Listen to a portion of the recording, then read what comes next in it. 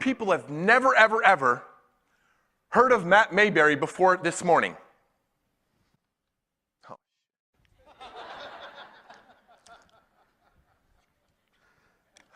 That hurts the ego. The NFL does not stand for the National Football League. The average career is 3 years. I knew right then and there because I went to Northwestern Medical. I knew that they had a decision to make. And the Chicago Bears decided, hey, this is a rookie. We don't owe him a whole lot of money. $375,000 of an annual salary, the rookie minimum at the point. So they gave me an injury settlement, which is a nice way of cutting a player. Lost my dream in the blink of an eye. I was depressed, even thought about suicide. I had my dream and vision even set out as to how I wanted to end my life because I couldn't imagine going through another day thinking about another hardship, another failure. Becoming a transformational leader is welcoming the uncertainty. It's welcoming change. Change in the industry, change in the marketplace, change in the team environment, change in everything that you do. As a transformational leader, we don't have to like change, but you have to be willing to adapt to change and thrive within that change because every single transformational leader does that. You know, you can lay out all the X's and O's and all the strategies and the culture and the team building exercises and everything. That's all dandy and it's needed. But the best of the best, the most dominant organizations in the world, they are obsessed with human potential and growth, and they look to grow the individual before they ever look to grow the practice or business. Transformational leadership, the building blocks to becoming a game-changing leader. And my time in the NFL as an athlete is which 1% of the population gets the opportunity to make it to that level. It's the best of the best from all over the country. And now in the business world, meeting with some of the most extraordinary leaders, innovative leaders, changing the world. The one resemblance that they all have, the common theme they all share is that transformational leaders are obsessed with growing themselves because they fully understand that they cannot grow their team, they can't grow their dental practice until they grow themselves. Out of all the other scholarship offers I had 19 scholarship offers. But I went to Indiana, met a man by Terry Hepner, and I'll never forget when I met with him, he said, Matt, if you come to Indiana, you're going to get an opportunity to play in the NFL, but more importantly, you're going to be more successful outside of the game of football than you ever will be in the game of football. And I knew right then and there that I wasn't just a piece of meat that was making the university multi-millions of dollars. That was a leader, a transformational leader that cared about me as a human being. And that brings me to my next point. If you want to become a transformational leader, love more, serve more, care more.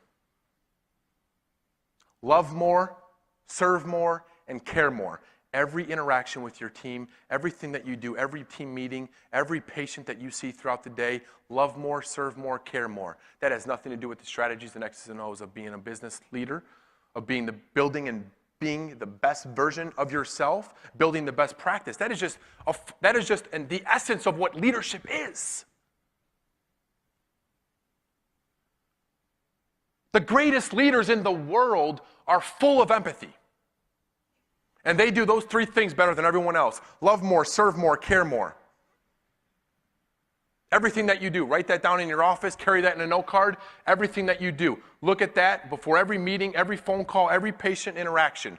Love more, serve more, care more. That's what Terry Hepner taught me. He also taught me another valuable lesson that I think will be very helpful for everyone in this room about how to build a fantastic and world-class culture.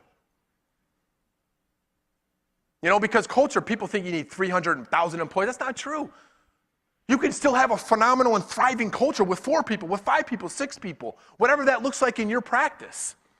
But it consists of this one thing as a transformational leader. Number 1, you have to believe the vision that you have for your practice. You have to believe it. And it sounds so cliche, so simple, but I can promise you this, that if you as a leader do not fully immerse yourself into that vision as to what you want that practice to consist of, no one else will buy into it. Nobody else will buy into it. And when I first got to Indiana, Terry Hepner, we won 3 games the year prior before he came to Indiana. And this was the most enthusiastic, passionate man on campus. And he walked around everywhere talking to students, talking to parents, talking to basketball players, anyone he could talk about. Come to the game at Memorial Stadium the next year. I can promise you this. You'll be entertained. You'll have a lot of fun. And most importantly, we're going to win one day. We're going to be at the Rose Bowl. We're going to be a very reputable team in the Big Ten. We're going to make a difference. We won 3 games the year before. I mean, that's a transformational leader, to take a vision that he had for the football program, and he was so passionate about it, and he believed it with every fiber within his being. Number 2, demand it. As a leader, you have to demand the vision, the culture that you want to set forth within your practice. You have to demand it. And what that means is you don't got to be rude about it. You don't got to be disrespectful about it. But what you do have to do is you got to have every interaction, you got to talk about that vision. You have to talk with every single team member, with every single patient. These are the values that we stand for as a practice. This is what we do. This is what we're all about. This is our vision. This is where we're going. This is how we want to be known in the marketplace. You demand it. When you bring on new staff, they have to know that that is what is required of them. It's non-negotiable. Of course there's different personalities, and everyone deals with things differently, but as a leader, that's your job to find out how everyone interacts with different interactions and different situations that arise within that workplace. But at the end of the day, you can still demand a culture and the vision that you set forth within that practice. And it's vitally important in order to get to where you want to go. 3, sell it. Every day, sell it. Every interaction with the team, every patient that you do, sell that vision, sell that dream, sell that culture that you want to instill within that organization. Those are the 3 culture-building characteristics that I learned from that man, Terry Hepner, who passed away my sophomore year in college due to a brain tumor. It crushed my life, and my life was never the same again. But everything I know about becoming a transformational leader is directly related to that man, Terry Hepner. And those are 3 things about what I learned about building a great culture that I now see in the business world. One of the biggest success hacks in the world is being intentional about hanging around people who are doing it at a higher level than you. Whether that's a mentor, whether that's a colleague, whether that's somebody in a completely different industry. Whatever that is, the more you can hang around leaders and people that are going to help you to elevate your game, that's going to force you to grow, get out of your comfort zone, and become the best version of yourself. If you want to take your game from where it is to where you want it to go, if you want to radically create transformational breakthroughs that are not only going to do wonderful and phenomenal things for you on a personal but also professional level, you have to do this one important thing, and it starts here. Take full and complete responsibility for your life. Take full and complete responsibility for your life. And what I mean by that is that we have so many people. You turn on the news or you're engaged in conversation with some of your friends. You talk to a friend you haven't talked to in 10 years, whatever it may be. So many people in the world want to play the blame game, I call it. They point the blame at everyone else instead of looking at the fact that leaders, transformational leaders, never, ever, ever point blame. Even if it's someone else's fault, they'll communicate that with them, but then they'll say, I'm the leader, I'll take it from here, this is what you can expect from me.